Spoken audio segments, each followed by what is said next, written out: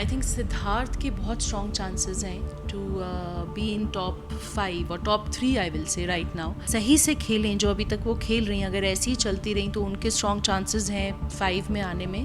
पारस की एक ही है कि वो जो जितना दिखाता है उससे कहीं ज़्यादा है। वेल, बिग बॉस 13 में आगे क्या होने वाला है, कौन इविक्ट होने वाला है, किसका रिलेशनशिप वर्क करने वाला है, किसका नहीं करने वाला है, कौन वीकेस्ट है, कौन स्ट्रॉन्गेस्ट कंटेस्टेंट है, ये सारी चीज़ें कौन नहीं जानता। आपकी इन्हीं क्यूरियोसिटी के लिए well we have a special Christmas story. सबसे पहले तो इंट्रोड्यूस करवा दूँ कि आज मेरे साथ कौन है। Guys, I have a tarot card reader Anjali Raina with me. Welcome to telly Masala. Thank you Neha, thank you so much. Well, like I said, Anjali tarot card reading करते हो आप। कौन नहीं चाहता कि जानना कि क्या होने वाला है। ऑफ कोर्स ये क्यूरियोसिटी सभी के मन में होती है। तो सबसे पहले तो जानना चाहेंगे कि टैरो कार्ड रीडिंग आपके लिए क्या है।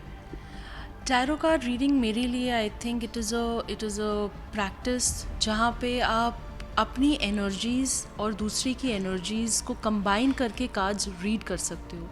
टैरो कार्ड एक ऐसा प्लेटफॉर्म होता है जिसमें it is an intuitive thing where हमारी दिमाग में सबकॉन्शियस में जो चीज़ें हैं वो हम लोग इससे कार्ड्स पुल करके we get to an answer, we get to a direction. So for me tarot card is an intuitive way of telling what's ahead and how I should look forward to it and what should I do in to actually achieve what I want in my life. तो वो है मेरे लिए tarot card. अच्छा, तो फिर big boss 13 में आगे क्या क्या होने वाला है, एक एक के कार्ड्स पुल करते हैं।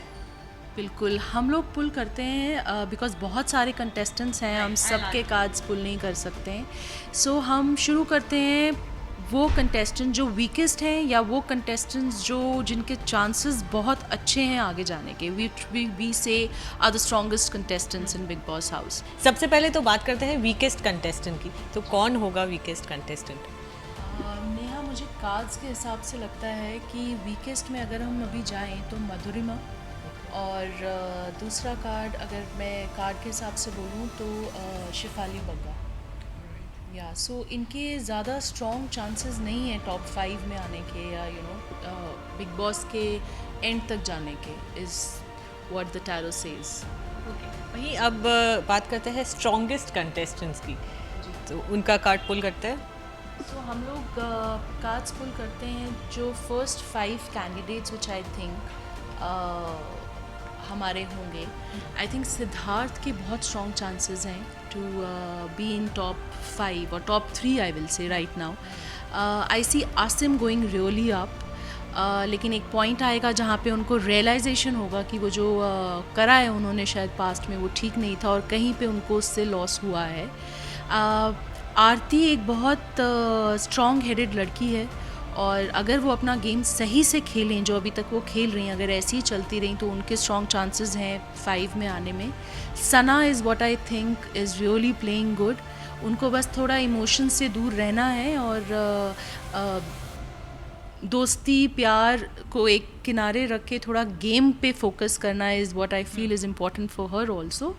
एंड ऑफ कोर्स रश्मि के लिए भी मैं यही कहूँगी कि she should start playing now. She should not be clouded with what people are saying, आसपास कौन है क्या कर रहे हैं। तो if you ask me for top 5, I think Siddharth, Asim, Sana, Rashmi has strong chances, Paras has strong chances, लेकिन पारस की एक ही है कि वो जो जितना दिखाता है उससे कहीं ज़्यादा है।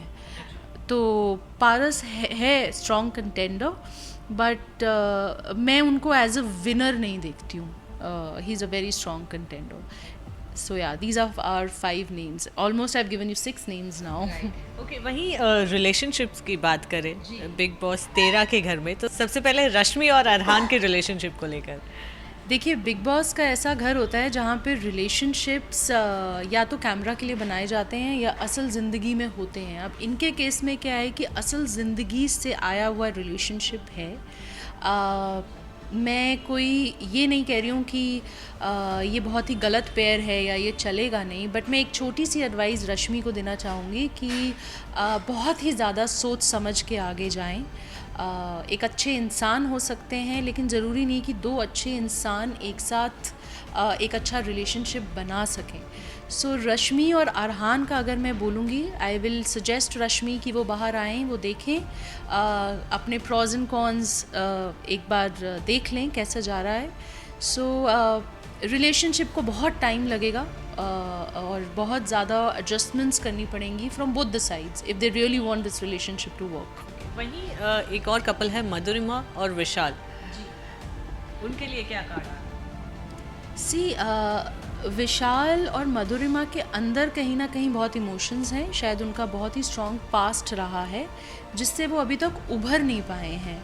तो वो होता है ना कि जो एक्स लवर्स या एक्स फ्रेंड्स होते हैं उनका एक ऑन होता है, एक ऑफ का बटन होता है, तो वो कभी ऑन हो जाता है कभी ऑफ हो जाता है. तो मधुरिमा और विशाल का अगर मैं कहूँगी, अगर दोनों अपने ऊपर संयम रखें और पास्ट का बैगेज पास्ट में छोड़ के if they really want to work this relationship out, तो एक बार फिर से अगर वो शुरू करते हैं तो कुछ पॉसिबिलिटीज़ मुझे दिखती हैं. लेकिन घर के अंदर तो वो कॉम्पिटिटर ही हैं, इससे ज़्यादा और कुछ नहीं है. और बाहर आकर अगर वो सीरियसली लेना चाहते हैं तो इसको बहुत, जैसे मैंने रश्मि और अरहान के लिए बोला था, इन लोगों का पास्ट उनसे ज़्यादा स्ट्रॉन्ग है, तो उतनी ही इश्यूज़ और उतने ही सिचुएशन से ये लोग गुजरे हैं. If they really want to work this relationship out which seems little difficult, they will need a lot of adjustments and they will need a lot of together time to solve out things. तो thank you so much Anjali, बहुत मज़ा आया आपसे बात करने के लिए. Tarot card reading क्या होता है मुझे समझाने के लिए thank you so much, and of course हमारी ऑडियंस को भी thank you so much. Thank you Neha, thank you so much. Well तो ये थे अंजलि रैना के ओपिनियंस कि बिग बॉस 13 के कंटेस्टेंट्स बिग बॉस 13 की गेम में आगे क्या होने वाला है according to tarot card reading. आप कितना बिलीव करते हो इन्होंने जो भी कहा उसमें, अपने लाइक्स और कमेंट्स के ज़रिए हमें ज़रूर बताइए. With camera person Rishabh, this is Neha Antani for telly masala.